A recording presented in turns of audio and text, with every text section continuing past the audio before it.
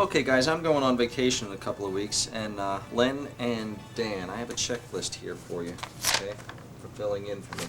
And Chris, why don't you try working for me? During the next few minutes, we're going to be looking at one of the most important skills that a produce manager must possess. The skill I'm referring to is delegation. Appointing someone to a produce manager's position does not automatically make that person a good delegator.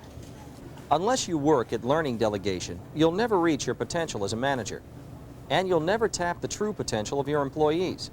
I'm only one person, and if I try to do everything myself, then everything gets done at half rate, actually. So delegation is very important, so you'll get a totally successful department.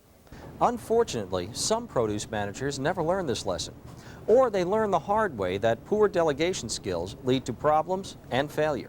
Hi, Dave. Hey, Steve. How was your vacation? Ah, it was very good. I had a good time. Got a lot of golfing and got to relax a little bit. That's good. We all need that. The reason I wanted to see you is while you were on vacation, it really seemed like your department didn't click whatsoever. Your people had a lot of problems. You were out of sale items most of the week. We had a lot of customer complaints. We had customer complaints on rudeness, discourtesy. Your people really just didn't seem to care about the department, and that's what I wanted to talk to you about today. It's clear that in our business, a manager has to possess solid delegation skills. It's the only way that you can see to it that all the things that have to be done in the department get done. In addition to the limitations on what you can do yourself, there are limitations on the amount of payroll or the number of associates that you can use. There is also a limit to the skill level of your associates. Knowing how to properly delegate helps you get the maximum out of your payroll dollars, and it also helps you get the maximum effort from every single associate in your department. Okay, Len, well, you've done inventory with me on a couple of occasions, and today I think it's time you started doing it on your own. Now, let me go over it with you. First, what you're going to do is check how much of a given item you have out on the floor. Then you check the same item in the cooler. Being a good delegator helps to build enthusiasm among your associates. Studies prove it. One of the most important motivators of associates is to be given a variety of job responsibilities, and one of the biggest turnoffs is not to be challenged. So instead of insisting on doing certain jobs yourself, get your produce associates involved. You've got a pretty good idea of what we go through in the course of a day. Of course, we do have a sale on apples coming up later this week, so you might want to get in about... The question is not, should I delegate, but rather, how do I do it most effectively? In my opinion, delegation is probably the most important aspect of management, because management is getting work done through people. The produce manager who tries to do everything himself is his own worst enemy, because if you can't delegate authority, then it means you will have to do everything yourself, and you just can't do everything yourself, so it just comes down to job burnout. Delegation is a four-step process. In delegation, you have to first look at how you manage your own time. Do you have your own goals, priorities, and plans laid out? Are you faithfully using your wall calendar and checklist? Remember, being organized yourself is the first critical and necessary step in organizing others. Then, decide which activities and responsibilities you could and should delegate to others, and which of them you should keep for yourself. Ideally, everybody in your department, and I mean everybody, should be delegated something. One key to effective delegation is deciding who is the best person to carry out each activity. In deciding what to delegate, go over these questions in your mind. What do you need to do personally? What do others like to do better than you? What can others do without training? What can others do with training?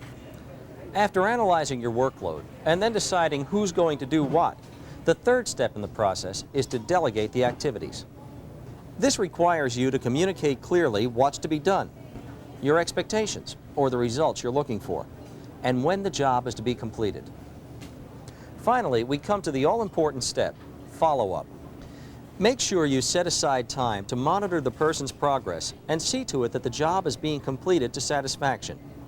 Now let's review the delegation process by looking at another situation. Here's how not to delegate. All right, Len, how you doing? Okay, look, here's your order book. Do me a favor, write me an order for Friday. Wait, I'm not sure I know how to do that. What's to it? You know how much we use, what do we get. Just do it. It's no problem, all right? Len? Len? Look at this order. Look at this order. There's no lettuce? How are we supposed to sell this many blueberries? I gotta do everything myself. I'm not gonna let you do this. Come on, give me this. Go out on the floor, you know, do some culling. Because this is no good. Now, the correct way. Here's the manager's assessment of his own workload. Here's the manager's choice of who's to be delegated that task. Next, the manager clearly communicates the delegation and tells the employee exactly how the job is to be done. Here's your current weekly order book. As you can see, I've highlighted all the special sale items that are going to get extra movement this week. Now, in this column, you list your on-hand physical inventory. That's what we were just doing before. You know about that, okay? Step 4 in delegation is follow-up. Follow-up after delegation means giving timely information on progress being made. No questions? Well, I'll tell you, you're going to be doing a lot of ordering. I think you can handle it. I'll see you later. Okay. Insist on excellence, but not perfection, or what you think you could accomplish if you did the job yourself.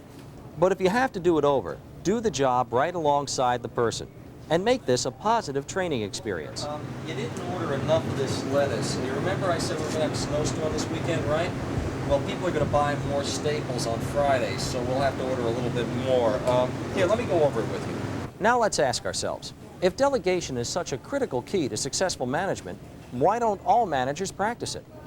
Other managers either haven't learned the skills, or they simply don't understand that there's more to delegation than just issuing an order and expecting the job to get done. Some managers lack confidence in the ability of others. It's the attitude, if you want something done right, you've got to do it yourself. Some feel insecure about their jobs. They have the thought that if I show them how to do it right, they might show me up.